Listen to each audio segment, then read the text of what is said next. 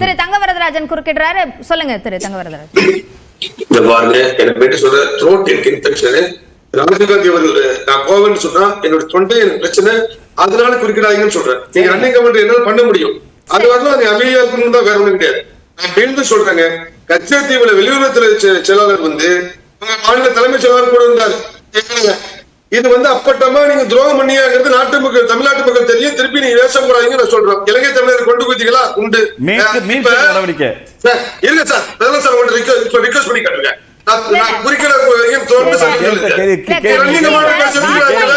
மீட்காம விட்டாரு.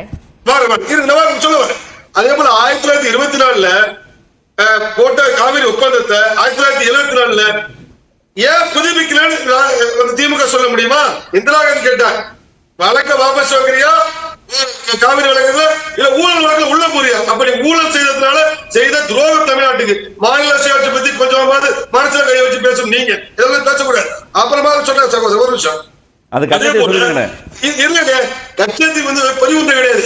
நீங்க இஷ்டத்துக்கு நாங்க கச்சத்தீவு விவகாரத்தை அன்னைக்கு ஒரே கட்சி மட்டும் தான் பாராளுமன்றத்தை எதிர்ப்பு தெரிவிச்சது, பாஜக.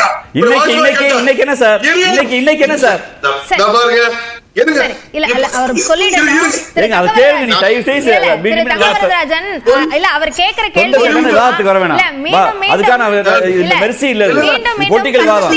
அப்படின்ற விஷயத்தை நீங்க திரும்ப திரும்ப முன்னெடுக்கிறதுனால நான் கேக்குறேன்.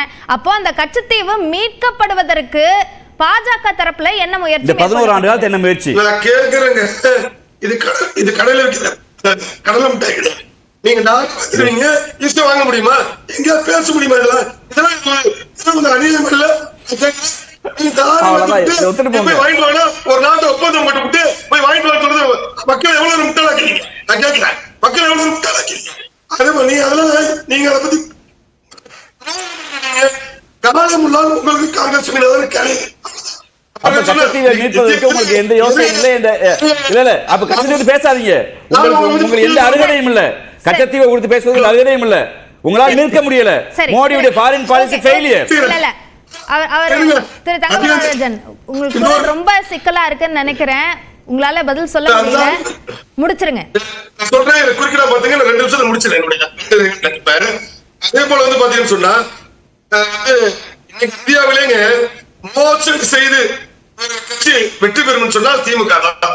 அப்படி பழையவர்களுக்கான பழைய பென்ஷன் திட்டம், அரசு ஊழியர்களுக்கு அரசியல் போக்குவரத்து இது பதில் இல்ல திரு தங்கவரதராஜன்.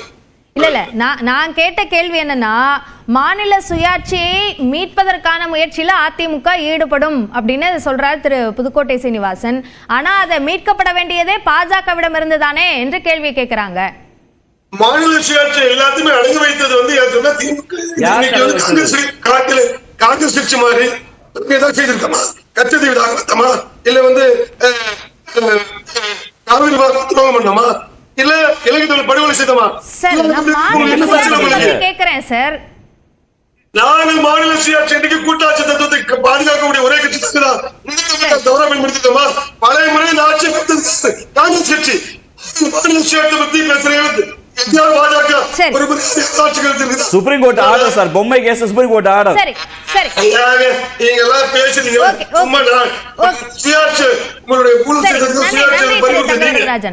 திரு வன்னியரசு, அதிமுக பாஜக கூட்டணி அவர்கள் இது அதாவது உருட்டல் மிரட்டல்கள் இந்த அடிப்படையில உருவாக்கப்பட்டது அப்படின்னு சொல்றீங்க. இப்போ அதற்கு எதிராக திமுக கூட்டணியோட வியூகம் என்ன? அவர்கள் இந்த துரோக கூட்டணி என்ற அந்த விமர்சனத்தை முன்வைப்பதை தாண்டி என்ன வியூகம் இருக்கிறது? இல்லை, திமுக கூட்டணியில் இருக்கிற கட்சிகள் எல்லாமே 2017 அப்புறம் இன்னமும் தொடர்ச்சியாக வலிமையாக இருக்கக்கூடிய கூட்டணி கட்சி தான். நீங்கள் திமுக, விடுதலை சிறுத்தைகள், இடதுசாரிகள் எல்லாமே 2019 கூட்டணியில் இருக்கிறோம், 2021 இருக்கிறோம், உள்ளாட்சி அமைப்பில் இருக்கிறோம், 2024 இருக்கிறோம், 2026 இருக்கோம். எந்த இடத்துலையுமே எந்த முரண்பாடு இருக்கலாம். ஆனால் நாங்கள் எல்லாரும் சேர்ந்து ஒரே இலக்கு அப்படிங்கிறது ஒரு பாஜக அப்படிங்கிற ஒரு பயங்கரவாத கட்சியை வீழ்த்தணும், ஆர்எஸ்எஸ் இல்லாத இந்தியா உருவாகணும் அப்படிங்கிறதான் விடுதலை சிறுத்தைகளுடைய இலக்கு. அதுக்காகத்தான் நாங்கள் திமுக கூட்டணியில் இருக்கிறோம். அண்ணன் சீனிவாசன் அவர்கள் பேசும்போது அவருக்கு நல்ல நம்பிக்கை இருக்குது. அவருக்கு அந்த நம்பிக்கைக்கு என்னுடைய பாராட்டுகள். அவர் சொன்னார், விடுதலை சிறுத்தை நாங்கள் வெளியில் பார்க்க சொல்கிறாரு, மாதம் மும்மாரி மழை பொழிஞ்சதா அப்படிங்கிறத பார்க்குறது மாதிரி திமுக அரசு இருக்குது அப்படிங்கிறத சொல்கிறாரு. நான் ஒரு கவனத்துக்கு சொல்றேன். அண்ணன் எடப்பாடி பழனிசாமி அவர்கள் தூத்துக்குடி சம்பவத்தின் போது நான் தூங்கி எதிர்த்து டிவியில் பார்த்ததுக்கு அப்புறம் அது தெரிஞ்சேன்னு சொல்ற ஒரு முதலமைச்சரை தான் நம்ம பார்த்துருக்கிறோம். அப்படி இங்கே எதுவுமே இல்லை. இங்கே வந்து நாங்கள் ஒவ்வொன்றையும் நாங்களே வந்து எல்லாத்தையும் வந்து மக்களை கண்காணித்து கொண்டே இருக்கிற ஒரு முதல்வர் தான் இவர். மக்களை கண்காணிக்கிறார், நாட்டை கண்காணிக்கிறார். இது ஒன்று. ரெண்டாவது, இந்த பாஜக கட்சி இருக்குல்ல, முதல்ல வந்து இந்தியாவை இரண்டாக பிளக்கிற கட்சி, பிளந்து கொண்டிருக்கிற கட்சி. இந்தியாவில் இருக்கின்ற மக்களை இந்துக்கள் முஸ்லீம்கள் பிரிக்கிறது. இந்துக்களுக்குள்ளேயே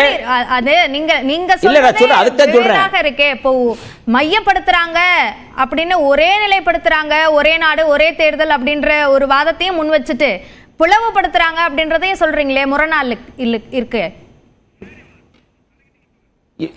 நடக்கிறது என்ன இருக்கு? இந்து முஸ்லீம்ங்கிற பிரிவினை யார் கொண்டு வந்தது? இன்னைக்கு வந்து பகல்காம்ல நடக்கிற இவனுங்க டூரிஸ்ட்களை வந்து சுட்டு கொண்டிருக்காங்க பயங்கரவாதிகள். ஆனா வந்து இங்க இருக்கிற உடனே இங்க இருக்கிற முஸ்லீம்களை பூரா நீங்க வந்து வெளியேத்துங்க, பயங்கரவாதிகளை வெளியேத்துங்க, பாகிஸ்தானியர்களை வெளியேத்துங்க அப்படின்னா யாரை குறி வச்சு பேசுறாங்க? அப்ப அவருடைய இலக்கு அப்படிங்கிறது முழுக்க முழுக்க பெரும்பான்மை.